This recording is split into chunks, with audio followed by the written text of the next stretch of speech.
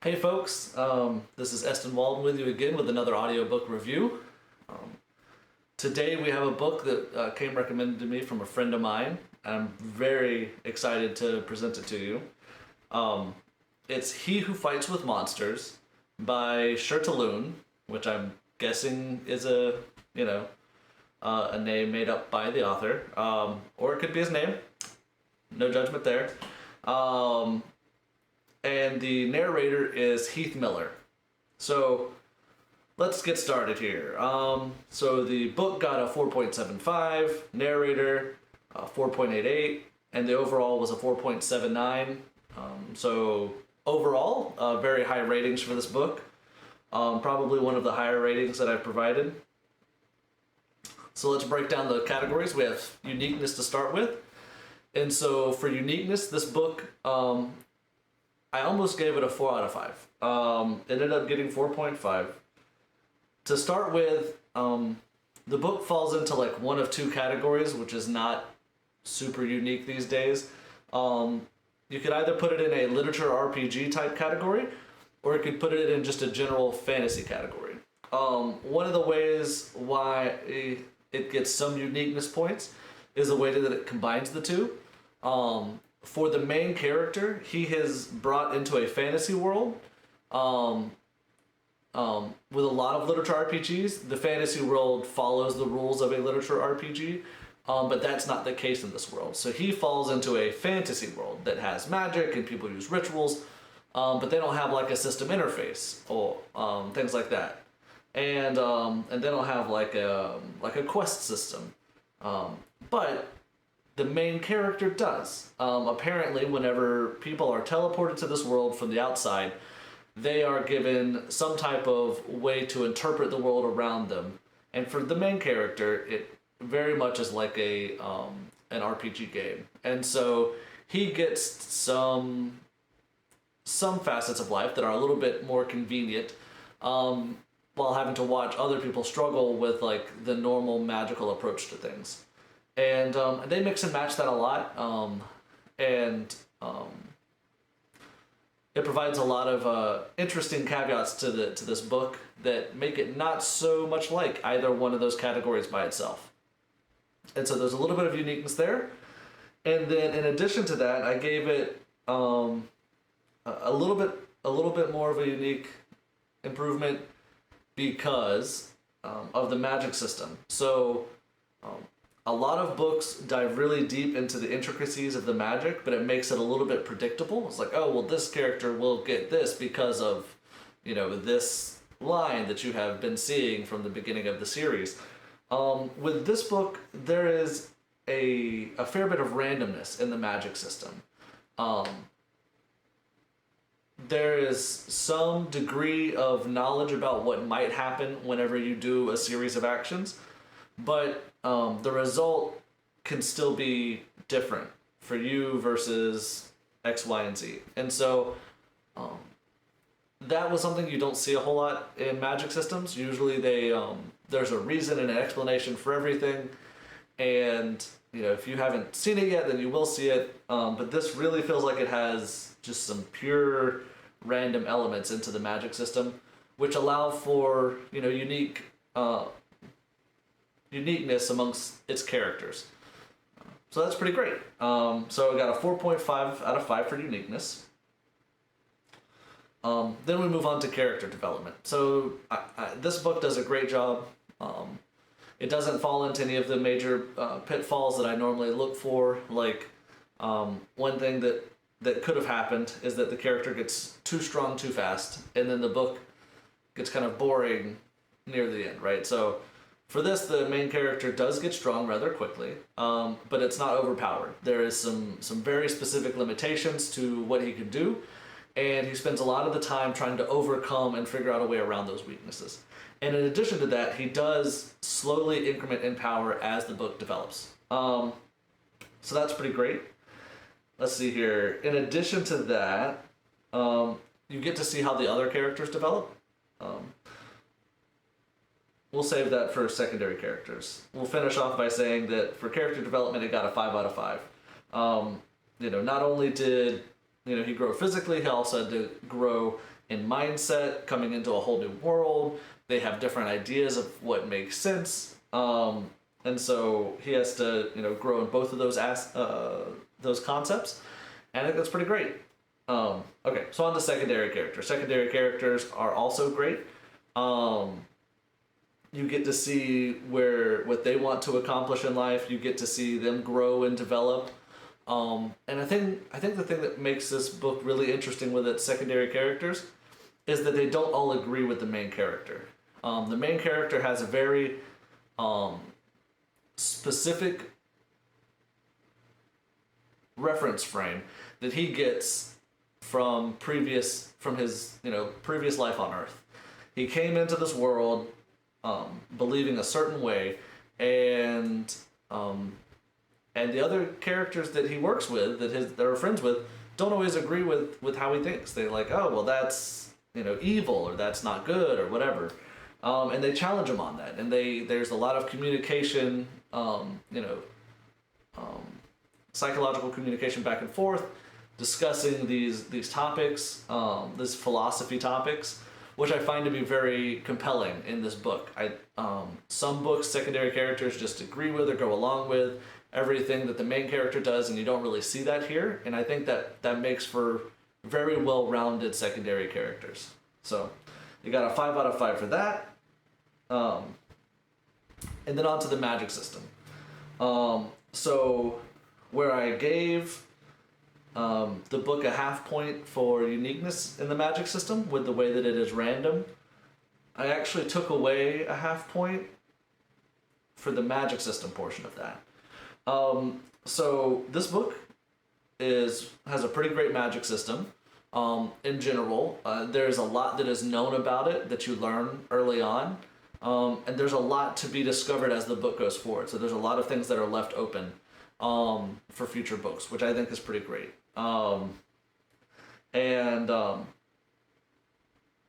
But I feel like there was a choice to make some of the abilities randomized so that the author didn't have to create a system intricate enough to encapsulate all of the things he wanted to do. And so it allowed him to say, oh, well, this person gets this ability, and that's okay because we never really know what's going to happen when, XYZ things occur. So it allowed the author to create plot choices without having to create an intricate magic system that would account for that. Instead, he's like, oh, well, there will be some randomness to it that comes into play. One interesting thing about the magic system is that, and you see this in other books as well, but like the magic system almost has a currency to it in the sense that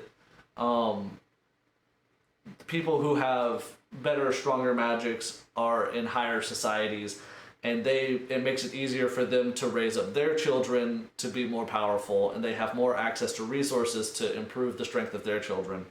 So there's like a whole class system ingrained into the magic system as well. Kind of what you see in our current economic system, in which, rich people have more opportunities to help out their family.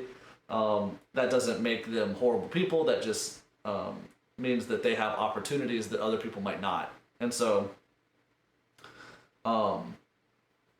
it's pretty fantastic. So it got a 4.5 out of 5 for magic system. It could have been a 5. That was very much a very subjective perspective that provided that half point off, but it is what it is.